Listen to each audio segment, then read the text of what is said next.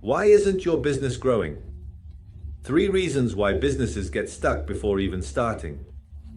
The first point I want to address is the importance of planning and how excessive planning can be counterproductive. We don't want to jump into starting a new business blindly. But naturally, if we are planning too much, there may come a point where we are constantly postponing the start date, always in search of refining and refining and refining the plan until it is 100% perfect. You will realize that there is no such thing as a plan that is 100% complete and ready for everything. There comes a time when planning itself becomes a form of procrastination, and we would learn much more if we simply took action. Through that action, being in the field, we can learn from the experience to refine the plan along the way. When I was just starting my business, I was lucky to have a mentor who designed a work plan for me and even explained it to me. The truth is, I didn't understand anything at all, so he simplified it enough for me to focus on just 2 activities, 2 tasks, each with daily, weekly, and monthly goals. And that's what I did. I only focused on those 2, and by the 5th month of starting my part-time business, I was already earning double what I made at my job. By the 10th month, I was earning 4 times more. Once I did that work, I began to understand all the planning that had been done. Now, if today you don't have someone to create the work plan for you, don't worry. But what is important for you to know is that it is more important to start, and along the way, you will learn much more than you would behind the paper. In this case, the recommendation is to set a start date regardless of how ready your plan is. On that date, you must begin. The good thing about having this date is that it will even force you to close pending tasks much more quickly. And if you don't have it, you will be. I promise you that you will achieve much more by starting on the date you set for yourself than by waiting for the ideal moment. The second reason why many businesses stagnate is that we confuse being busy with being productive. In a traditional job, you are paid for the time you dedicate. However, when you have a business, the time you dedicate is not as important as the value you are bringing to the work. In other words, the more people you are serving in that time, the more presentations you are making, and the more you are earning. And we can fall into the trap of being very busy, being so occupied with trivial matters that are equally important for the business, but that do not provide the oxygen of what is most important, which is what keeps the business afloat, and that is customers. Every time we are not dedicating time to acquiring, presenting, and recruiting new clients or partners, we are delaying our business growth. In other words, we are fine-tuning the car's body when what we should be doing is putting gas in the engine.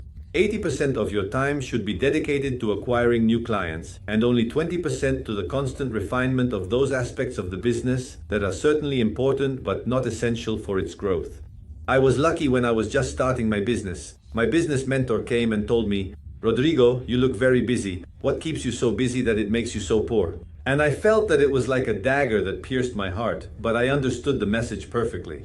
The busier you are, but the less productive you are, the less you are generating.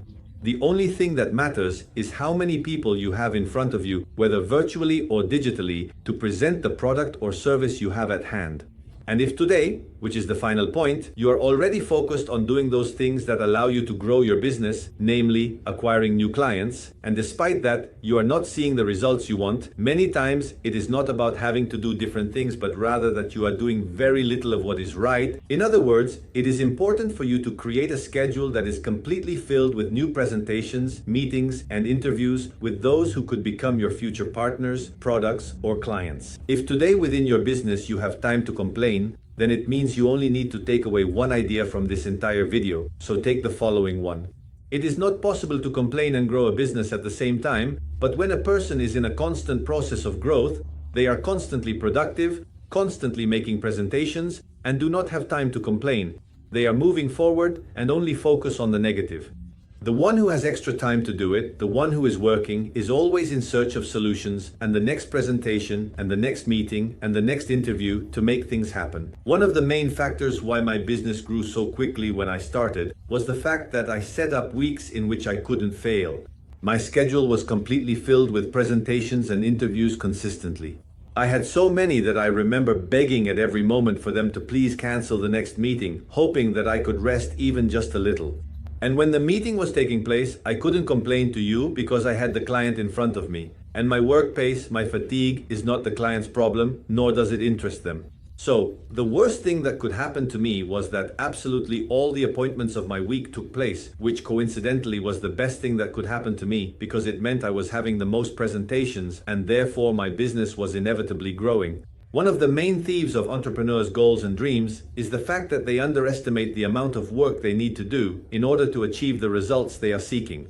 In other words, regarding the expectations you have about the goals and the work you need to do to achieve them, you will likely have to multiply that effort by 5 or even 10 in order to see those results happen. As I mentioned, you are probably already doing what you need to do, but there is simply a lack of quantity.